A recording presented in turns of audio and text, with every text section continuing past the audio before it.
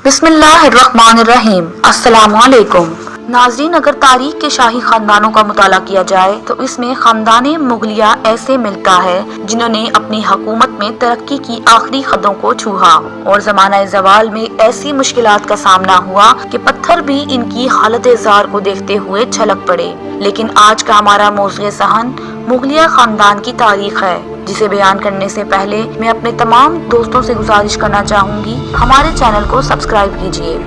इसके साथ साथ दिए गए बेल आइकन को भी प्रेस कीजिए। नाज़रीन, तारीख की बात की जाए तो मुगलिया सल्तनत 1526 से 1857 तक बरे-ज़ख़ीर पर हुकूमत करने वाली मुस्लिम सल्तनत थी, जिसकी बुनियाद ज़हीरुद्दीन बाबर ने रखी। ज़हीरुद्दीन बाबर ने पहली जंग पानीपत में दिल्ली सल्तनत के आखिरी सुल्तान इब्राहिम लोदी को शिकस्त देकर रखी। मुगलिया सल्तनत ने अपने अरूज में तकरीबन पूरे बरे-ज़ख़ीर पर हुकूमत की, यानी कहा जाए तो मौजूदा दौर के अफगानिस्तान, पाकिस्तान, भारत, बांग्लादेश और बहुत से खित्तों पर इनका दौरा था।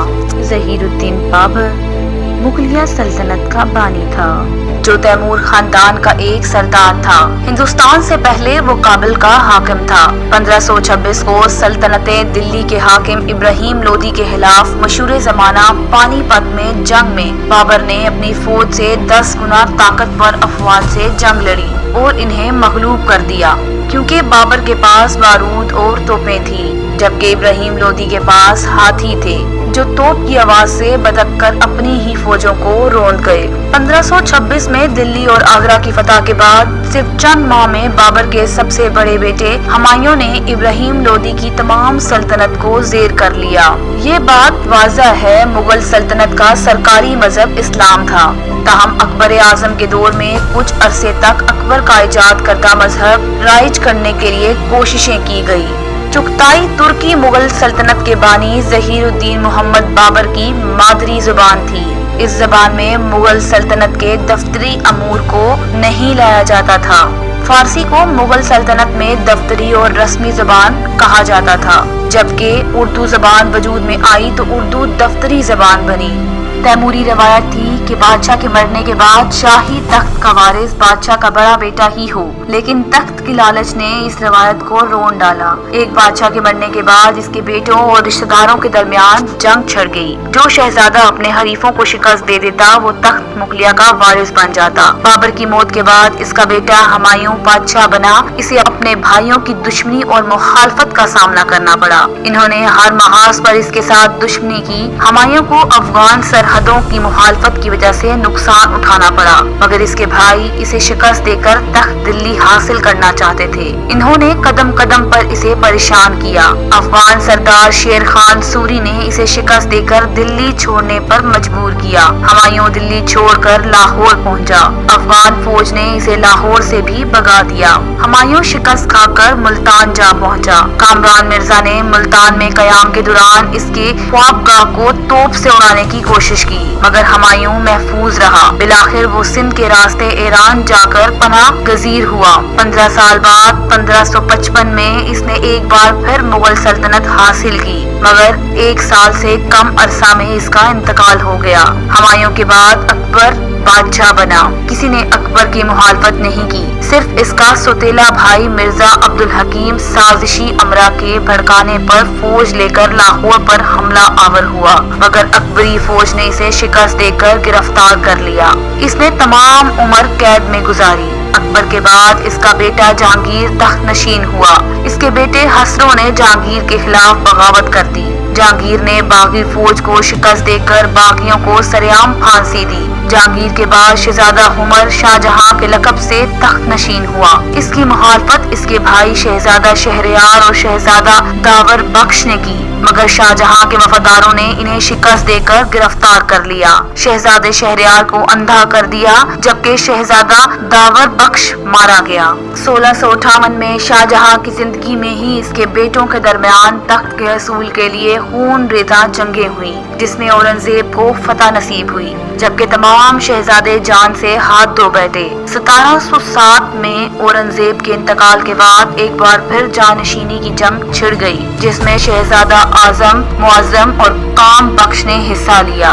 शहजादा मुअज्जम कामयाब रहा, जबकि दूसरे शहजादे जंगों में मारे गए। औरंगजेब की वफात के 10 साल बाद के अरसे में 7 खूनरेज जंगें हुई, जिनमें मुगल हुकूमत का बहुत बड़ा नुकसान हुआ।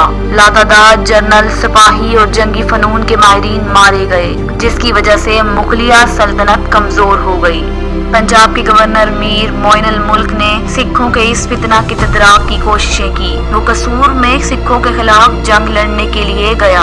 सिख इसकी आमद की खबर सुनकर बौखला गए। जंग के बाद वो अपनी घोड़ी पर सवारी का लुत्फ उठा रहा था कि घोड़ी बेकाबू हो गई। मीर मोइन ने इसे काबू करने की कोशिश की, मगर नाकामी हुई। इस हादसा में मीर मोइन मारा गया। बाज लोगों ने इसे साजिश करार दिया, मगर हकाइक सामने न आ सके। इसकी मौत के बाद इसकी बीवी मुगलानी बेगम ने अपने 3 साला नाबालिग बेटे की सरपरस्ती की और पंजाब की हुक्मरान बन गई। ये दौर साजिशों का दौर था। हर शख्स हाकिम पंजाब बनने के ख्वाब देख रहा था। इस दौरान अहमद शाह दुरानी ने पंजाब पर हमले किए ताकि सिखों का जोर तोड़ा जाए, मगर सिख सरदार जो ही इसकी आमद की खबर सुनते, जंगलों और अपने महफूज मुकामात पर छुप जाते। मगर जो ही शाही फौज वापस होती, सिख एक बार फिर कार्रवाइयां शुरू कर देते। अहमद शाह दुरानी ने अपने बेटे तैमूर शाह को हाकिम पंजाब मुकर्रर किया और मुगलानी बेगम को जागीर देकर हुकूमत से फारिग किया। इस दौरान मरहटे और सिख मुत्तहिद हो गए। इन्होंने मिलकर ऐसा भरपूर हमला किया कि अफगान सिपाह के पांव उखड़ गए। इन्होंने भागकर अपनी जानें बचाई और दरियाए सिंध पार करके दम लिया।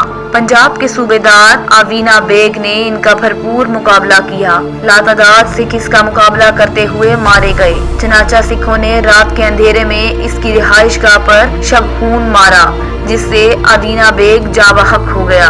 अब सिखों का रास्ता रोकने वाला कोई न था और मुगल शहनशाह बिल्कुल बेबस थे। लाहौर शहर के अवाम 3 सिख सरदारों के दरमियान जुल्मों सितम का निशाना बनते रहे और इनका कोई परेशान हाल न था। 24 सितंबर 1599 में बरतानिया के ताजरों ने मिलकर एक तिजारती कंपनी की बुनियाद रखी, जिसको बरतानवी ईस्ट इंडिया कंपनी का नाम दिया गया। मलका बरतानिया की तरफ से इसे हिंदुस्तान और दीगर एशियाई ममालिक में तिजारत करने की इजाजत दी गई। 1612 में कंपनी के सरबराहों ने फैसला किया तिजारत का दायराकार हिंदुस्तान तक वसी किया जाए। इस सिलसिला में इन्होंने मलका बरतानिया से गुजारिश की बरतानवी सफीर के जरिए मुगल बादशाह जहांगीर से तिजारत के लिए इजाजत दिलवाई जाए। चनाचा हुकूमत बरतानिया सर थॉमस लू को मुगल बादशाह के पास रवाना किया। इस खत में शहनशाह हिंदुस्तान नूरुद्दीन मोहम्मद जहांगीर से गुजारिश की गई वो बरतानवी ताजरों को सूरत और दीगर शहरों में तिजारत करने की इजाजत दी जाए। इसके साथ साथ रिहाइश गाहों, गोदाम खाने तामीर करने की भी इजाजत दी जाए और अपने सामान तिजारत की हिफाजत के लिए पहरेदार और असला रखने की भी इजाजत दी जाए। शहनशाह जहांगीर ने खत के जवाब में ये लिखवाया, मैंने अपने तमाम सूबाई हुक्मरानों को हुक्मनामा जारी कर दिया। बरतानवी ताजरों को हिंदुस्तान में एशिया की खरीद फरोख्त, नकलो हरकत और रिहाइश की मुकम्मल आजादी हासिल है। इसने मजीद ये भी लिखा, बरतानवी ताजिर शाही मोहल्लात के लिए एशिया ला सकते हैं, अलबत्ता असला रखने की फिलहाल इजाजत नहीं दी गई। मगर पहरेदारों की शक्ल में बरतानवी ताजरों ने तरबियत याफ्ता सिपाह तैयार कर ली।